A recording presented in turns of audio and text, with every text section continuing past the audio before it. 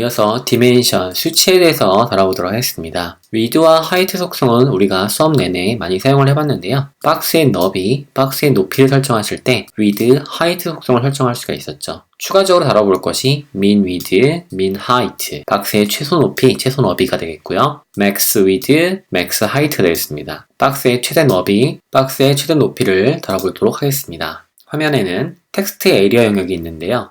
텍스트 에리어 요소에 클래스를 설정을 했고요.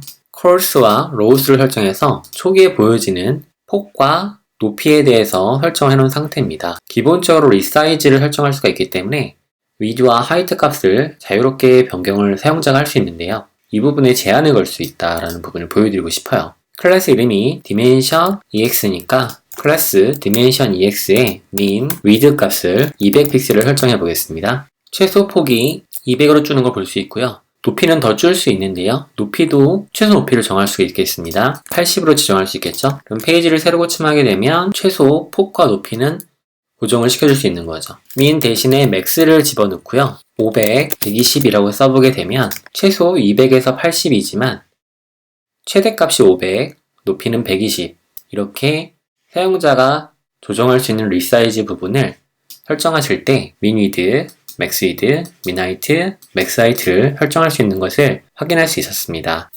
박스 사이징 조정에 대해서 알아보도록 하겠습니다. 텍스트 에리어 밑에 쪽에다가 단락 박스를 하나 만들어 보도록 하고요. 박스 사이징에 대해서 다뤄보도록 하겠습니다.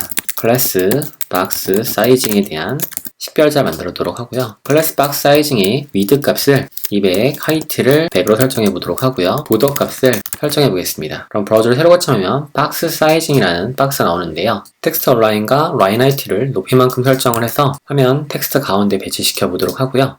개발 툴에서 보도록 할게요. 박스 사이징에 보게 되면 박스의 너비와 높이가 200에 100인 걸 볼 수 있습니다. 패딩을 줘볼게요. 패딩 값을 10픽셀로 설정해 보겠습니다. 그러면 너비와 높이는 200에 100을 유지한 상태에서 패딩의 상하 좌우 값이 증가함에 따라서 이 전체 박스의 폭은 보더 양쪽에 1, 1 더해지게 되고요. 그리고 10씩 더해지니까 22에다가 200이 더해지게 돼요. 그래서 222가 되는 것이죠. 우리가 흔히 얘기하는 width 값은 패딩과 보더를 포함하지 않습니다. 다시 박스를 본 상태에서 박스 사이징을 보게 되면 컨텐트 박스인 게 바로 기본 값인 걸 알 수 있겠죠. 아까까지만 해도 222였던 이 박스의 너비가 전체 폭이 박스 사이징 값으로 보더 박스를 주게 되게 되면은 결과를 봐주시면 되는데 너비가 200이 아니고 178로 바뀌었고요. 높이가 100이 아니고 78로 바뀌었습니다. 왜냐면 패딩과 보더까지를 모두 위드 하이트에 포함시키기 때문인 거죠. 이와 같은 방식을 사용을 하게 되면 나중에 플롯이라는 걸 배웠을 때 플롯의 문제점을 해결할 때 박스 사이징이 유용하게 사용될 수 있습니다. 여러분들한테 미리 말씀드리고 싶은 거는 이 박스 사이징 속성에 대한 설정인데요. 박스 사이징 속성은 컨텐트 박스인 기본 값과 보더 박스인 값을 사용할 수가 있는데요. 컨텐트 박스는 우리가 알고 있는 것처럼 width 값이 컨텐트 박스의 폭만큼 설정이 됩니다. 하지만 박스 사이징을 보더 박스로 설정하게 되면 width 값은 컨텐트, 패딩, 보더가 합해진 값이 설정이 된다는 점이죠. 이것은 이제 하이트도 마찬가지입니다. 이런 특징을 잘 기억해 주시면 박스 사이징에 대해서 이해를 했다라고 보시면 좋을 것 같아요. 자, 이제 마지막으로 플로우에 대해서 공부해 볼 건데요. 플로우라는 건 흐름이죠. 오버플로우는 그 흐름을 넘쳐나는 걸 얘기합니다. 물컵이 있는데 물이 이만큼 채워져 있던 거예요. 그런데 물컵이 물을 더 쏟다 보니까 넘쳐나게 된 거죠. 이런 상태를 오버플로우라고 하겠습니다. 그래서 흐름이 넘쳐난 상태. 여기서 얘기하는 흐름이라는 것은 부모 박스가 있는데 자식이 있을 거 아니에요? 근데 이 자식이 크기가 부모를 넘어나게 된 거죠. 그럼 이런 넘어난 공간은 어떻게 처리할 거냐라는 설정이라 보시면 되겠습니다. 오토나 비저블이나 히든이나 스크롤 값을 사용할 수가 있는데요. 그 부분을 살펴보겠습니다.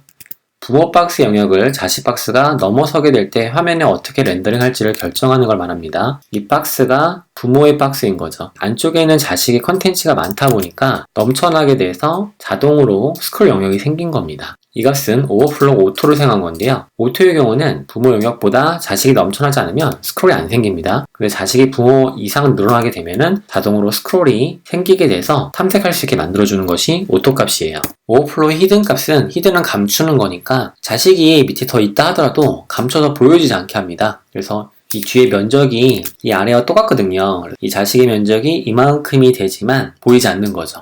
사용자 볼 수 없는 거죠. 그것이 오버플로우 히든이 되겠고요. 비저블은 다 보여주는 겁니다. 흐름이 넘친 영역까지 모두 보여주게 되는 거고요. 스크롤 값을 사용하게 되면 오버플로우 스크롤이면 오토랑 비슷해 보일 수 있는데 좀 달라요. 오토는 부모보다 자식이 넘쳐났을 때 그때 스크롤이 생기는 거지만 오버플로우 스크롤 같은 경우는 부모보다 자식이 작아도 기본적으로 스크롤을 가지고 있는 겁니다. 오토랑 스크롤은 다르고요. 스크롤은 기본적으로 스크롤이 보여지는 거예요. 오토는 상황에 따라서 자동으로 보여지거나 감추게 해주게 됩니다.